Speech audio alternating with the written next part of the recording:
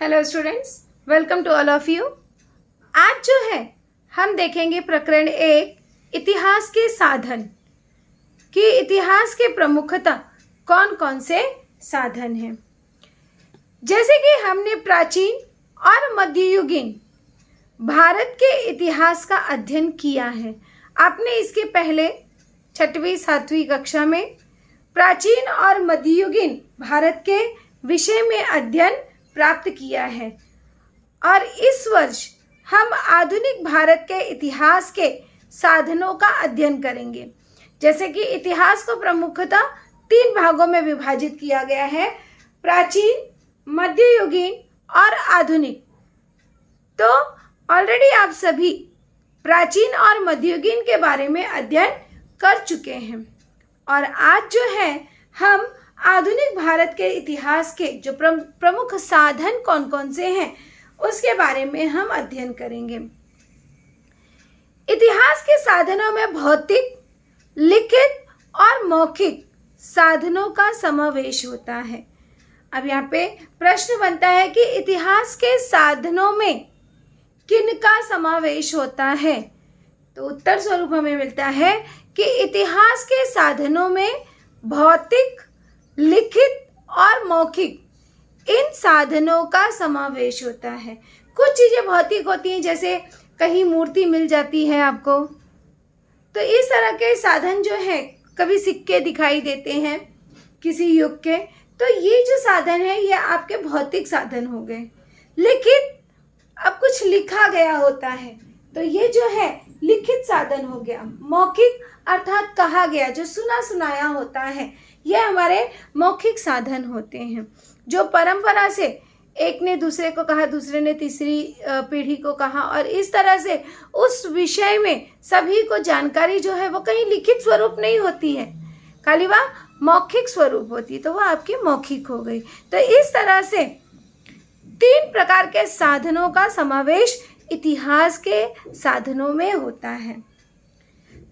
और इसी भांति मतलब प्रकार, इसी प्रकार आधुनिक तकनीकी विज्ञान पर आधारित दृश्य अर्थात दिखाई जो देता है, श्रव्य अर्थात सुनाई देना, तो जो देखा जा सकता है, जो सुना जा सकता है, तथा दृश्य श्रव्य साधनों का समावेश होता है। दृश्य अर्थात विजुअल, जिसे हम देख सकते हैं, श्रव्य ऑडियो जो हम सुन सकते हैं, और दृश्य श्रव्य साधन अर्थात ऑडियो विजुअल जिसे हम देख सकते हैं और सुन भी सकते हैं। तो इन सभी का समावेश होता है। अब सर्वप्रथम हम देखेंगे कि भौतिक साधन कौन से हैं। इतिहास के जो साधन हैं, तो इतिहास के साधन में भौतिक साधन कौन से हैं, किसका समावेश भौतिक साधन के स्वरूप में होता है और भौतिक साधन किसे कहते हैं। तो स्टूडेंट्स, आपको ध्यान में रखना है कि इतिहास के भौतिक साधनों में विभिन्न वस्तुओं अर्थात विभिन्न मतलब अलग अलग प्रकार की वस्तुओं और वास्तुओं, अभी वस्तु चीज, वास्तु जो भी वहां पे सामान पाए जाते हैं, सिक्कों, प्रतिमाओं, सिक्के जो उस समय की सिक्के होते हैं, प्रतिमाएं मतलब मूर्ति जो होती हैं, पदकों और जो पद होते हैं, पदकों आदि साधनों का समावेश किया जा सकता है। तो यहाँ पे प्रश्न बनता है कि भौतिक साधन में किसका समावेश किया जाता है। तो भौतिक साधन में, इतिहास के भौतिक साधनों में विभिन्न वस्तुओं और वास्तुओं अर्थात वास्तु के अनुसार जिन चीज़ों का रख रखाव करते हैं, जैसे आपने देखा होगा हैप्पी मैन, तो इस तरह से वास्तुओं अर्थात किस वास्तु का वो पालन करते थे, तो वास्तुओं, सिक्कों, प्रतिमाओं और पदकों आदि साधनों का समावेश होता है। ये आपको एक वाक्य के लिए पूछा जा सकता है।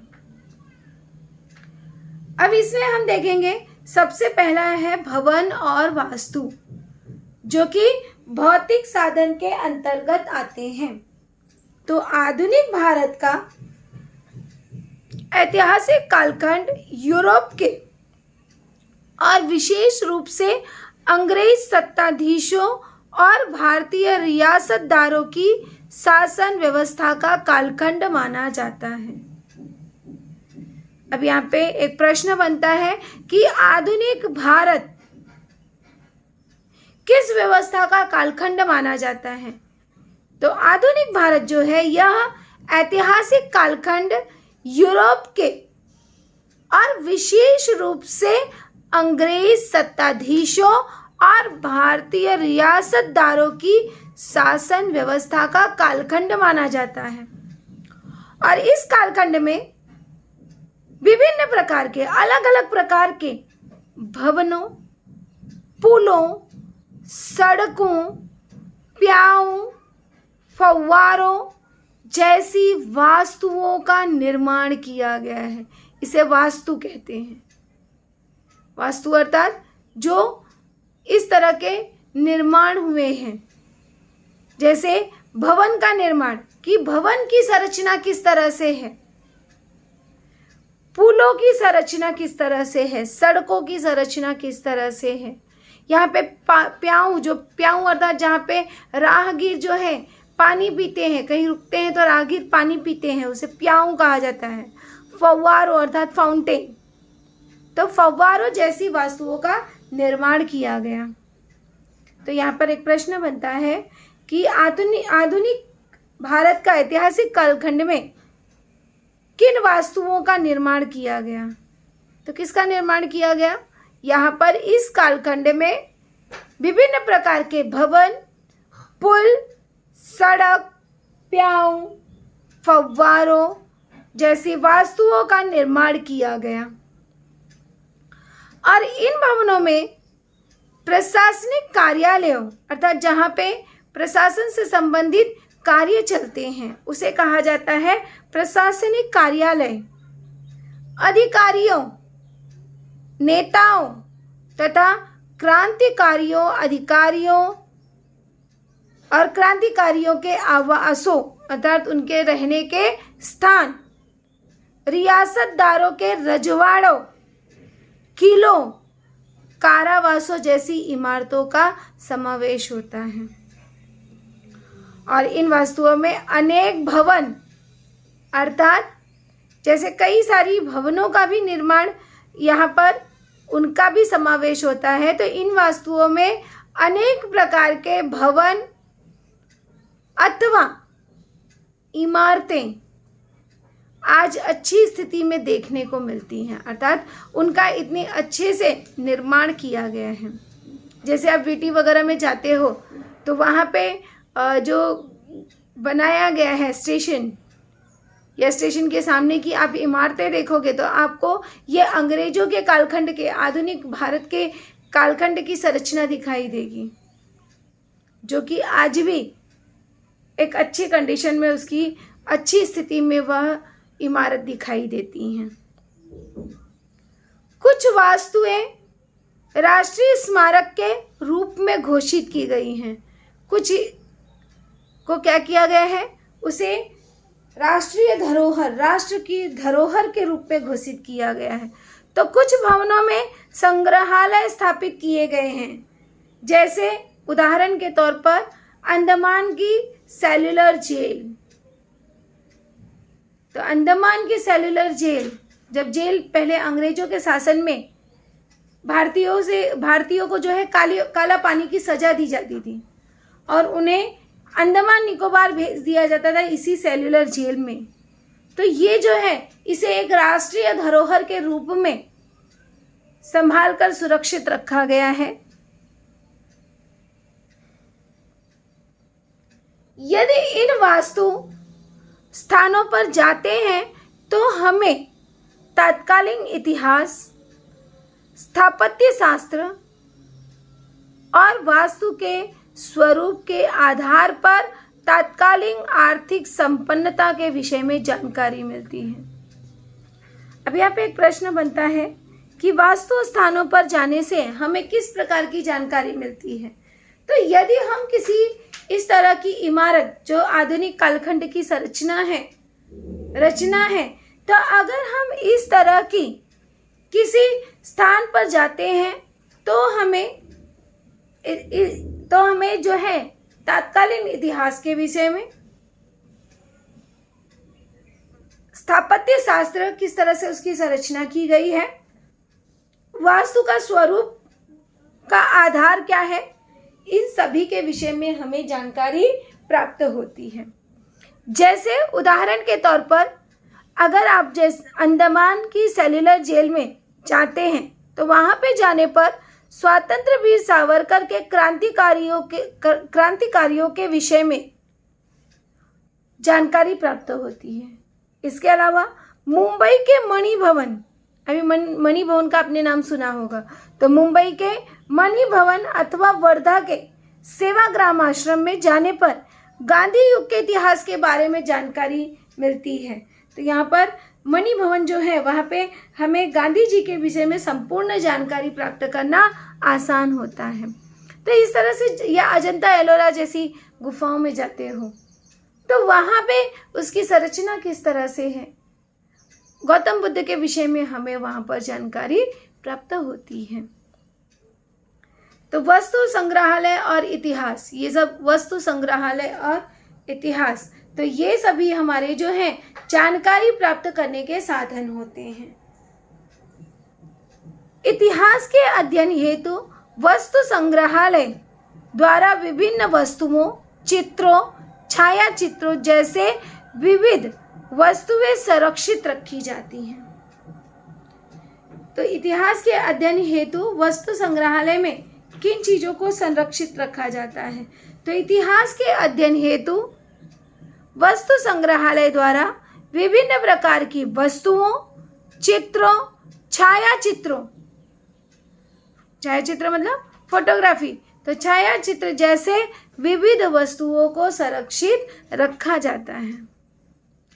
पुणे के आगा खां, पुणे में आगा खां पैलेस है, तो पुणे के आगा खां पैलेस में स्थित गांधी स्मारक संग्रहालय में हम महात्मा गांधी द्वारा उपयोग में लाई गई वस्तुओं का और दस्तावेजों को हम देख सकते हैं। तो यहाँ पर खालिस्तान के लिए प्रश्न बन सकता है कि पुणे के खालिस्तान में स्थित गांधी स्मारक संग्रहालय में हम महात्मा गांधी द्वारा उपयोग में लाई गई वस्तुओं, दस्तावेजों को देख सकते हैं। तो उत्तर स्वरूप हमें मिलता है कि पुणे के आगा खां पैलेस, खालिस्तान का उत्तर हम लिख देंगे आगा खां पैलेस।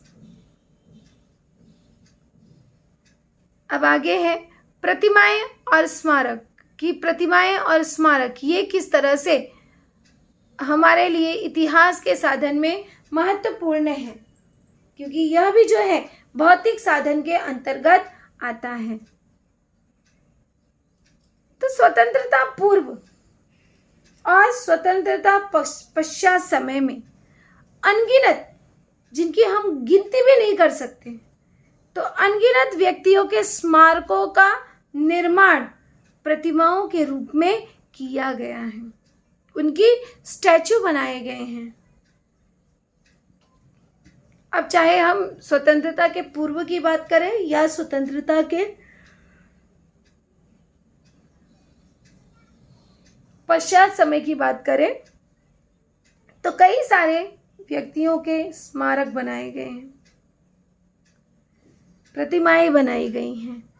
आधुनिक भारत के इतिहास के अध्ययन के दृष्टि से ये प्रतिमाएं जो हैं वह बहुत ही महत्वपूर्ण हैं। विभिन्न प्रतिमाओं के आधार पर हमें तत्कालीन शासकों और समाज के प्रतिष्ठित व्यक्तियों के विषय में जानकारी प्राप्त होती है। तो यहाँ पे एक प्रश्न बनता है कि प्रतिमाएं और स्मारक महत्वपूर्ण क्यों हैं?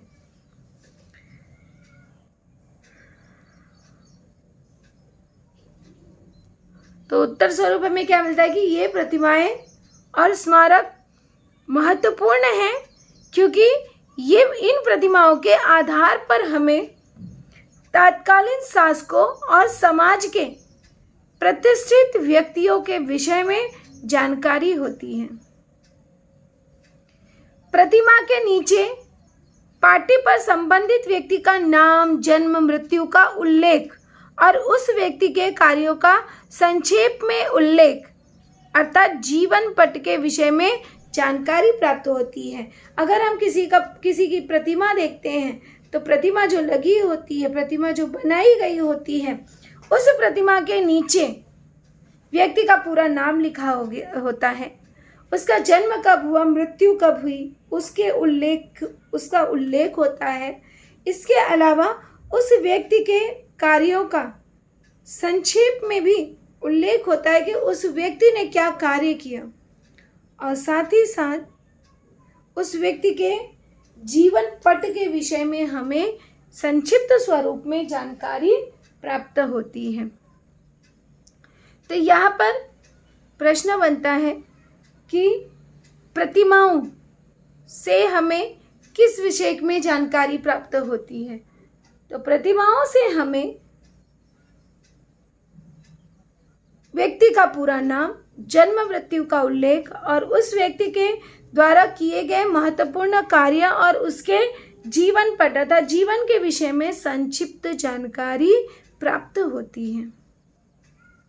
महात्मा ज्योतिराव फुले, लोकमान्य तिलक, डॉक्टर बाबा साहेब आम्बेडकर की प्रतिमाओं की तरह इस तरह से कई सारे लोगों की प्रतिमाओं की तरह विभिन्न घटनाओं की स्मृति में निर्माण किए गए स्मारक भी संबंधित घटनाओं का उल्लेख करते हैं, संबंधित घटनाओं के विषय में जानकारी देते हैं। तो इस तरह से इन घटनाओं का कालखंड, इन घटनाओं से जुड़े व्यक्ति आदि की जानकारी देते हैं। जैसे विभिन्न स्थानों पर जो व्यक्ति जो शहीद हुए हैं उनके स्मारक बनाए जाते हैं, तो उनके विषय में हमें जानकारी प्राप्त होती है कि किस तरह से वो शहीद हुए, कहाँ वो शहीद हुए, किस दिन शहीद हुए, उसके विषय में हमें आसानी से जानकारी प्राप्त होती है। तो इस तरह से हमने देखा कि भौतिक साधन जो हैं वह बहुत ही महत्वपूर्ण है। अब हम इसी कड़ी में दूसरा साधन देखेंगे, लिखित साधन, कि लिखित साधन कौन सा है। तो आधुनिक भारत के इतिहास में अगर देखा जाए तो लिखित साधनों में निम्न बातों का समावेश होता है, जैसे पत्राचार, पत्रिकाएं, विदेशी व्यक्तियों का लेखन, फैक्ट्री रिकॉर्ड्स, इसके अलावा समाचार पत्र, आत्मचरित्र अर्थात स्वयं किसी विशेष व्यक्ति द्वारा अपनी जीवनी लिखी गई आत्मचरित्र, चरित्र, पुस्तकें, ये सभी जो है लिखित साधन के अंतर्गत आते हैं।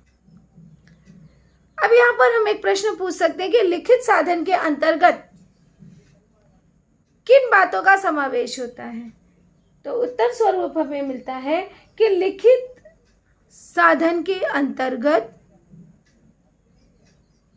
पत्राचार, पत्रिकाएं, विदेशी व्यक्तियों का लेखन, फैक्ट्री रिकॉर्ड्स, समाचार पत्र, आत्मचरित्र, चरित्र, पुस्तकें आदि का समावेश होता है। अब हम इसी कड़ी में इसके बारे में अध्ययन करेंगे कि समाचार पत्र और पत्रिकाएं क्या हैं। तो समाचार पत्रों द्वारा हमें समसामयिक अर्थात उसी समय जो घटना घटित हुई है, जैसे आपको क्या होता है, न्यूज़ आज घटना घटित हुई, तुरंत आपको न्यूज़ में पता चल जाता है, या कल घटना घटित हुई और अगले दिन ही वह न्यूज़पेपर में, समाचार पत्र में छपकर सामने आ जाता है, तो सभी को इसके विषय में जानकारी प्राप्त हो जाती है। तो उसी प्रकार से समाचार पत्रों द्वारा हमें समसामयिक घटनाओं की जानकारी प्राप्त होती है। तो यहाँ पर खाली स्थान के लिए प्रश्न पूछा जा सकता है कि खाली स्थान द्वारा हमें समसामयिक घटनाओं की जानकारी प्राप्त होती है। तो किसके द्वारा प्राप्त होती है? समाचार पत्रों द्वारा। या समाचार पत्रों द्वारा हमें कौन सी जानकारी प्राप्त होती है? तो समाचार पत्रों द्वारा हमें समसामयिक घटनाओं की जानकारी प्राप्त होती है।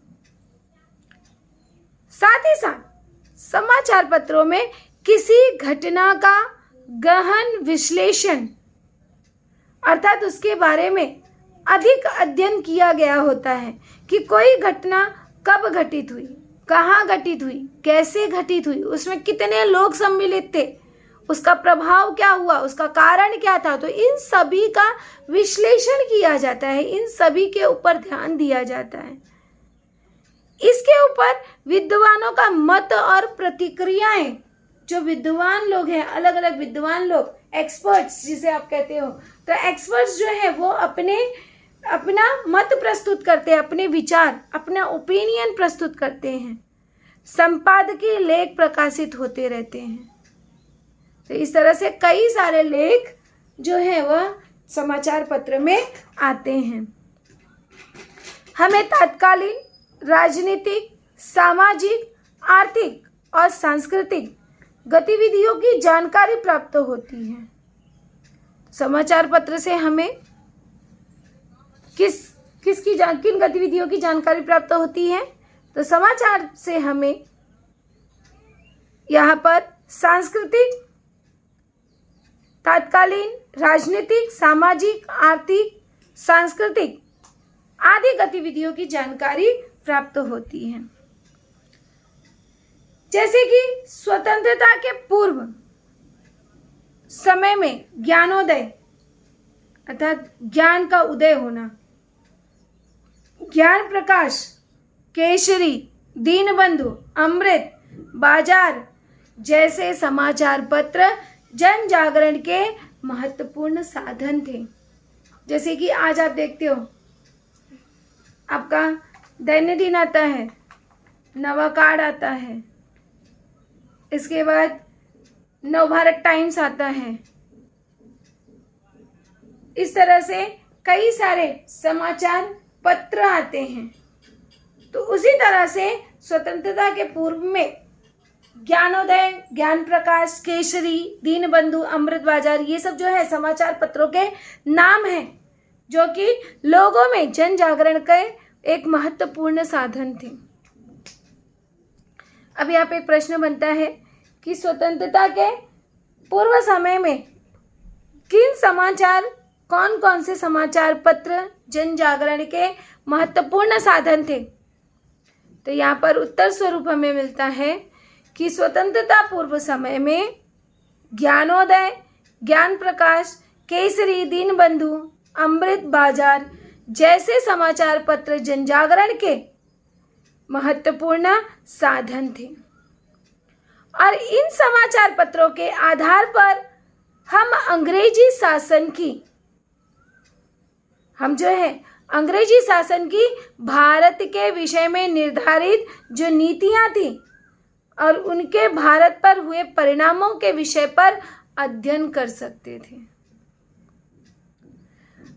अंग्रेजों के शासन काल में समाचार पत्र मात्र राजनीतिक जागरण ही नहीं बल्कि सामाजिक पुनर्जागरण के साधन के रूप में भी कार्य करता था।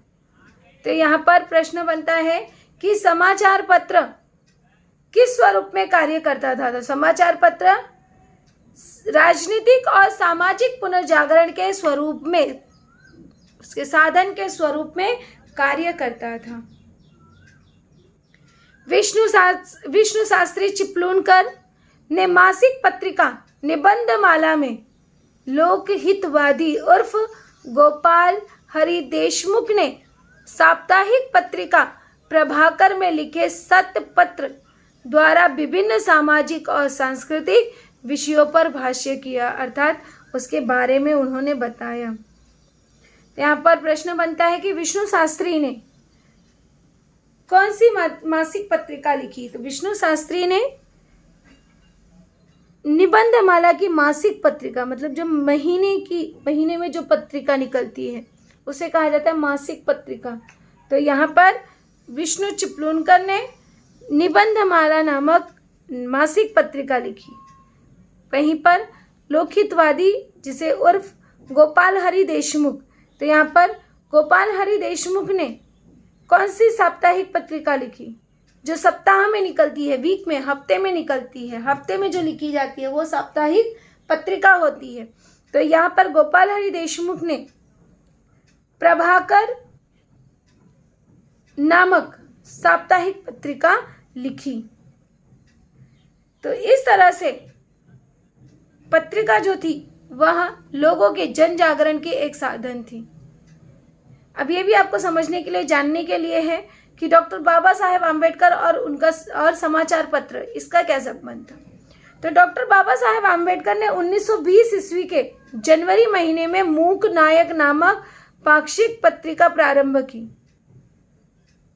तो यहाँ पे प्रश्न बनता है कि डॉक्टर बाबा साहेब आम्बेडकर ने कब और कौन सी पत्रिका प्रारंभ की? तो डॉक्टर बाबा साहेब ने 1920 के ईस्वी में जनवरी महीने में मूक नायक नामक पाक्षिक पत्रिका प्रारंभ की, परंतु उन्हें अगला विद्यार्जन करने हेतु, अर्थात पढ़ाई हेतु, विद्यार्जन करना मतलब पढ़ाई हेतु इंग्लैंड जाना पड़ा। अतः उन्होंने इस पत्रिका का दायित्व अपने सहयोगी पर सौंपा और डॉक्टर बाबा साहेब आम्बेडकर ने अप्रैल 1927 ईस्वी में बहिष्कृत भारत नामक पत्रिका प्रारंभ की। यहाँ पे एक प्रश्न बनता है कि डॉक्टर बाबा साहेब आम्बेडकर ने अप्रैल 1927 में कौन सी पत्रिका प्रारंभ की? डॉक्टर बाबा साहेब आम्बेडकर ने 1927 ईस्वी में बहिष्कृत भारत नामक, बहिष्कृत कर देना, निकाल देना, बहिष्कृत भारत नामक पत्रिका प्रारंभ की और सामान्य जनता को जगाने और उन्हें संगठित करने के लिए, उनको एकत्रित करने हेतु उन्होंने बहिष्कृत भारत में लिखना भी प्रारंभ किया। इसके अतिरिक्त उन्होंने जनता और प्रबुद्ध भारत के ये अन्य 2 समाचार पत्र भी चलाए।